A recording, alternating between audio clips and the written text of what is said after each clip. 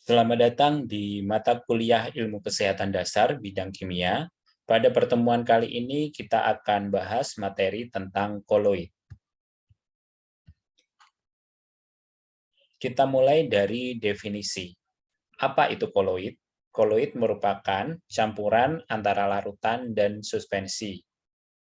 Kemudian, apa itu larutan? Larutan adalah campuran homogen yang terdiri dari dua atau lebih zat, di mana komposisi zat yang jumlahnya lebih sedikit disebut sebagai zat terlarut, dan yang jumlahnya lebih banyak disebut sebagai pelarut.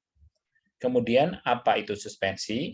Suspensi adalah campuran heterogen yang masih dapat dibedakan antara pelarut dan zat terlarut. Jadi, sistem koloid terdiri dari dua fase, yaitu zat pendispersi atau pelarut dan zat terdispersi sebagai terlarut. Selanjutnya, mengenai perbedaan antara larutan, koloid, dan suspensi. Pertama, kita lihat dulu dari jumlah fase. Untuk larutan memiliki satu fase, sementara koloid dan suspensi terdiri dari dua fase. Kemudian penampakannya, untuk larutan terlihat jernih, sementara koloid dan suspensi terlihat keruh. Yang ketiga, tingkat homogenitasnya. Larutan merupakan campuran homogen, koloid merupakan campuran di antara homogen dan heterogen, sementara suspensi merupakan campuran heterogen. Kemudian perbedaan ukuran. Untuk larutan, diameter partikelnya adalah kurang dari 1 nanometer, sementara koloid lebih dari 1 nanometer dan kurang dari 100 nanometer. Dan untuk suspensi, diameternya lebih dari 100 nanometer. Kelima, mengenai perbedaan dari kemampuan untuk difilter atau disaring. Untuk larutan tidak dapat disaring, untuk koloid tidak bisa disaring, sementara suspensi dapat disaring. Keenam, untuk larutan dan koloid tidak memisah jika didiamkan, sementara suspensi dapat memisah jika didiamkan. Kemudian jenis-jenis koloid berdasarkan zat pendispersinya. Maka sistem koloid terbagi menjadi 3 golongan utama, yaitu sol, emulsi, dan buih. Untuk sol, zat terdispersinya adalah padat, emulsi, zat terdispersinya adalah cair, dan buih, zat terdispersinya adalah gas. Kemudian untuk klasifikasi lebih spesifik mengenai sol, emulsi, dan buih. Kita mulai dari fase yang terdispersinya sama, yaitu padat, maka merupakan koloid sol. Jika padat dalam fase pendispersinya padat, disebut sebagai sol padat.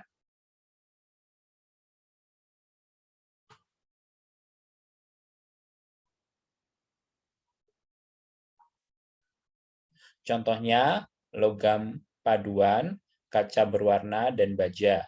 Kemudian, jika padat dalam fase pendispersinya cair, disebut sebagai sol cair. Contohnya, cat, tinta, dan kanji. Kemudian, jika padat dalam fase pendispersinya gas, disebut sol gas. Contohnya, asap dan debu. Yang kedua, fase pendispersinya padat disebut emulsi. Yang kedua, fase yang terdispersinya sama, yaitu cair, maka merupakan koloid emulsi. Nah, jika cair dalam fase pendispersinya padat, disebut emulsi padat. Contohnya mentega, keju, jeli, dan mutiara. Kemudian, jika cair dalam fase pendispersinya cair, disebut emulsi cair. Contohnya susu, santan kelapa, minyak ikan. Kemudian jika cair dalam fase pendispersinya gas disebut emulsi gas. Contohnya insektisida semprot, kemudian kabut, dan hairspray. Kemudian yang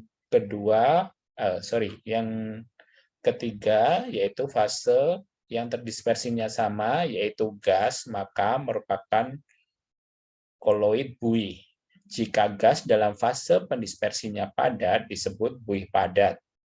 Contohnya busa jok dan batu apung. Kemudian jika gas dalam fase pendispersinya cair disebut buih cair. Contohnya buih sabun, buih soda, dan krim kocok. Sementara untuk gas dalam fase pendispersinya gas tidak ada karena sifat gas yang bergerak bebas. Selanjutnya Mengenai sifat-sifat dari koloid. Sifat pertama dari koloid adalah dapat menghamburkan cahaya, sementara larutan bersifat meneruskan cahaya. Sifat menghamburkan cahaya dari koloid ini yang disebut sebagai efek Tyndall. Ketika laser mengenai partikel koloid, itu akan tersebar karena partikel yang terdispersi. Dengan demikian, memungkinkan visibilitas yang tepat dari jalur yang diambil oleh cahaya untuk melakukan perjalanan. Contohnya sinar cahaya melalui susu. Ini karena partikel koloid yang dihasilkan berukuran lebih besar daripada panjang gelombang cahayanya, di mana koloid susu terdiri dari partikel terdispersi, yaitu partikel susu, dan media pendispersinya adalah air. Contoh berikutnya, ketika sorot lampu mobil melewati daerah yang berkabut, maka terlihat lebih jelas partikel kabutnya. Kemudian sinar matahari yang memasuki celah ke dalam ruangan yang berdebu, maka partikel debu akan kelihatan dengan jelas. Contoh lain yaitu warna biru pada langit. Ketika sinar matahari mengenai partikel gas seperti oksigen dan nitrogen yang ukurannya lebih kecil dari panjang gelombang sinar matahari, maka warna yang memiliki panjang gelombang lebih kecil yaitu biru dan ungu menjadi lebih tersebar. Sementara indera penglihatan kita cenderung lebih merespon warna biru daripada violet, makanya langit akan tampak biru. Kemudian sifat koloid yang kedua yaitu sifat kinetik. Sifat kinetik koloid ada dua, yaitu gerakan termal dan gerakan akibat gaya gravitasi. Partikel koloid senantiasa bergerak terus-menerus dengan gerakan patah-patah atau zigzag yang kemudian dikenal sebagai gerak Brown, di mana gerak Brown ini pertama kali dikemukakan oleh Robert Brown. Pada waktu mempelajari gerak serbuk, jadi gerak Brown ini dikemukakan oleh Robert Brown pada waktu mempelajari gerak serbuk sari di serbuk sari dari bunga di atas air. Nah, bagaimana gerak Brown dapat terjadi? Hal ini terjadi sebagai akibat tumbukan yang tidak seimbang dari molekul-molekul medium terhadap partikel-partikel koloid. Jadi kita ingat bahwa koloid terdiri dari medium pendispersi dan partikel terdispersi. Jadi antara medium pendispersi dan partikel terdispersi pada koloid terjadi tumbukan. Kemudian mengapa gerak Brown dinyatakan dapat menstabilkan koloid? Nah, gerak Brown dapat menstabilkan koloid karena partikel-partikel koloid bergerak terus-menerus menghasilkan gerakan yang dapat mengimbangi gravitasi sehingga koloid itu tidak akan mengendap.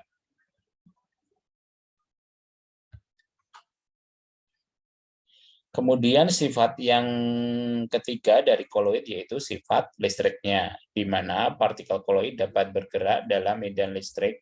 Pergerakan inilah yang disebut sebagai elektroforesis.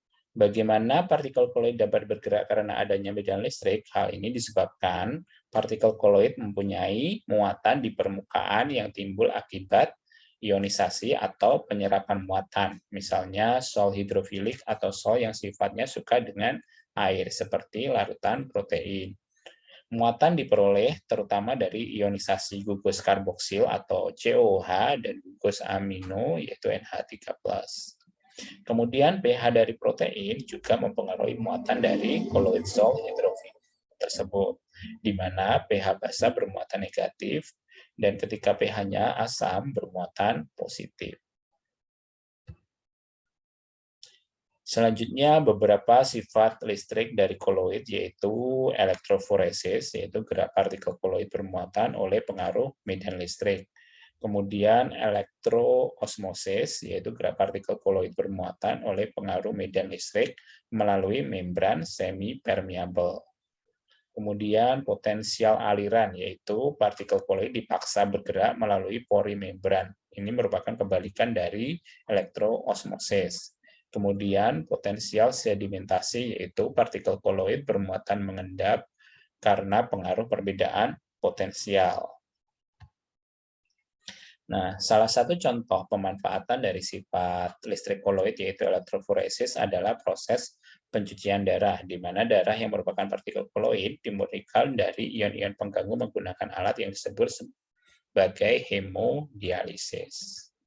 Biasanya ini untuk aplikasi orang-orang yang gagal ginjal, makanya perlu dilakukan pencucian darah. Sifat koloid berikutnya adalah sifat adsorpsi. Adsorpsi sendiri adalah proses melekatnya suatu zat pada permukaan padatan atau cairan, di mana partikel koloid mudah mengabsorpsi warna. Karena ukuran partikel dari koloid kecil, sehingga penampang permukaan luasnya yang menyebabkan kemampuan absorpsinya besar. Jadi semakin kecil ukuran partikel, maka luas permukaan penampangnya akan semakin luas. Nah, aplikasinya adalah penggunaan norit untuk absorpsi bakteri atau zat beracun penyebab sakit perut.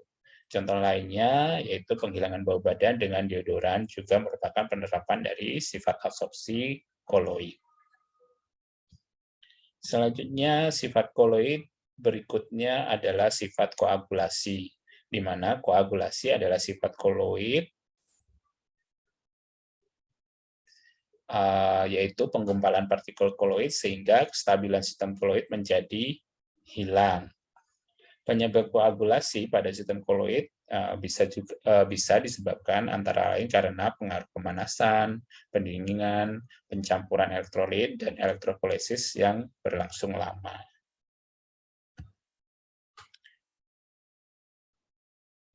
Contoh dari sifat koloid koagulasi adalah proses pembekuan darah. Jadi saat terjadi luka atau cedera, pembuluh darah akan rusak dan terjadilah pendarahan, di mana tubuh akan melakukan mekanisme alami untuk menghentikan pendarahan tersebut. Maka proses ini terbilang kompleks dan melibatkan berbagai elemen dalam darah, misalkan protein plasma, fosfolipid, ataupun ion kalsium. Kemudian sifat koloid berikutnya yaitu sifat koloid pelindung, yaitu sistem koloid yang ditambahkan pada koloid lain sehingga dihasilkan koloid yang stabil.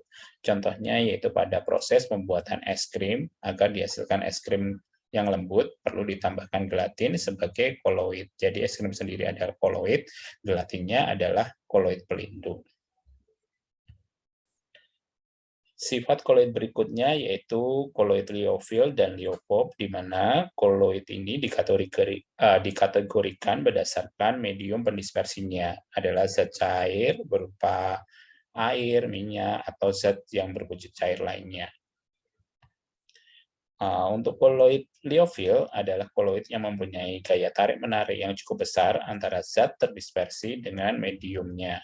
Umumnya, koloid liofil lebih kental dan lebih stabil dari koloid liofob karena fase terdispersi dibungkus oleh mediumnya, sehingga terhindar dari pengelompokan atau koagulasi. Hal ini disebut sebagai solvatasi atau hidratasi. Kemudian, koloid liofil bersifat reversibel karena apabila terjadi penggumpalan atau pengendapan, maka endapan itu akan kembali ke medium pendispersinya. Sementara untuk koloid liofob adalah koloid yang gaya tarik-menarik antara zat terdispersi dengan mediumnya tidak ada atau sangat lemah. Kemudian koloid liofob ini akan stabil apabila mengabsorpsi suatu ion.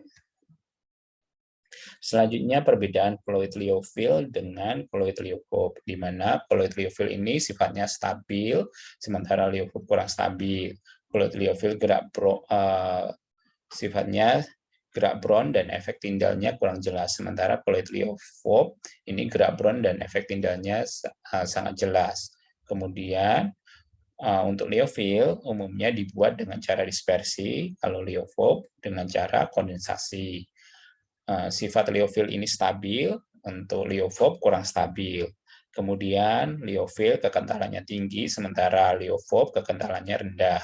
Kemudian fase terdispersinya untuk liofil yaitu mengabsorpsi molekul, sementara liofob mengabsorpsi ion. Kemudian untuk liofil tidak mudah digumpalkan oleh elektrolit, sementara liofob mudah digumpalkan oleh elektrolit.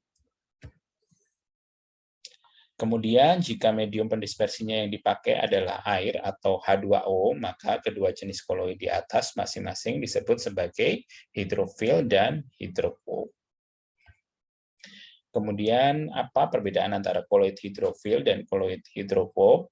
Untuk hidrofil, yaitu mengabsorpsi mediumnya, sementara hidrofob tidak mengabsorpsi mediumnya. Kemudian hidrofil dapat dibuat dengan konsentrasi yang relatif besar, sementara hidrofob hanya stabil pada konsentrasi kecil. Kemudian hidrofil tidak mudah digumpalkan dengan penambahan elektrolit, sementara hidrofob mudah menggumpal atau terkoagulasi pada penambahan elektrolit. Kemudian hidrofil, sifat viskositasnya lebih besar daripada mediumnya, sementara hidrofob viskositasnya hampir sama dengan mediumnya. Untuk hidrofil sifatnya reversibel, sementara hidrofob tidak reversibel. Hidrofil efek tindalnya lemah, kemudian hidrofob efek tindalnya lebih jelas. Berikutnya cara pembuatan koloid, yaitu yang pertama cara dispersi, di mana dispersi mekanik dengan menggerus partikel besar sehingga diperoleh partikel koloid. Contohnya yaitu belerang dan urea digerus kemudian diaduk dengan air membentuk hidrosol. Kemudian yang kedua ada dispersi elektrolitik, yaitu cara pembuatan ini dilakukan dengan alat yang dikenal sebagai busur Bredig. Cara kedua yaitu peptisasi, dibuat dari partikel kasar yang diubah menjadi partikel koloid dengan penambahan air atau zat lain. Contohnya yaitu koloid perak klorida AgCl terbentuk dengan menambahkan aqueous pada endapan perak klorida atau AgCl. Kemudian koloid aluminium hidroksida atau AlOH dengan menambahkan asam klorida encer yang sedikit pada endapan aluminium hidroksida yang baru dibuat. Yang ketiga yaitu cara hidrolisis. Contohnya sol besi 3 hidroksida dibuat dengan cara menambahkan larutan besi klorida pada air panas. Ini adalah persamaan reaksinya. Kemudian yang keempat yaitu dekomposisi rangkap. Contohnya pembuatan sol AS2S3 dibuat mengalirkan gas H2S dengan asam asermit yang encer sehingga terbentuk koloid sol yaitu AS2S3. Kemudian yang terakhir tentang pemurnian koloid. Yang pertama yaitu adalah dialisis, yaitu proses untuk menghilangkan ion-ion pengganggu yang mengganggu kestabilan dari koloid. Pada proses ini, sistem koloid yang berada dalam kantong koloid dimasukkan ke dalam bejana yang berisi air mengalir, di mana kantong koloid terbuat dari selaput membran semipermeabel yang dapat dilewati oleh ion-ion tetapi tidak dapat dilewati oleh partikel koloid. Kemudian cara yang kedua untuk pemurnian koloid menggunakan ultrafiltrasi, yaitu proses filtrasi atau penyaringan melalui membran yang ukuran porinya berkisar antara 0,001 sampai 0,02 micrometer menggunakan pompa vakum. Oke, demikian tadi materi tentang koloid yang bisa saya sampaikan pada mata kuliah Ilmu Kesehatan Dasar bidang kimia. Saya akhiri, sampai jumpa di pertemuan selanjutnya. Terima kasih atas perhatiannya.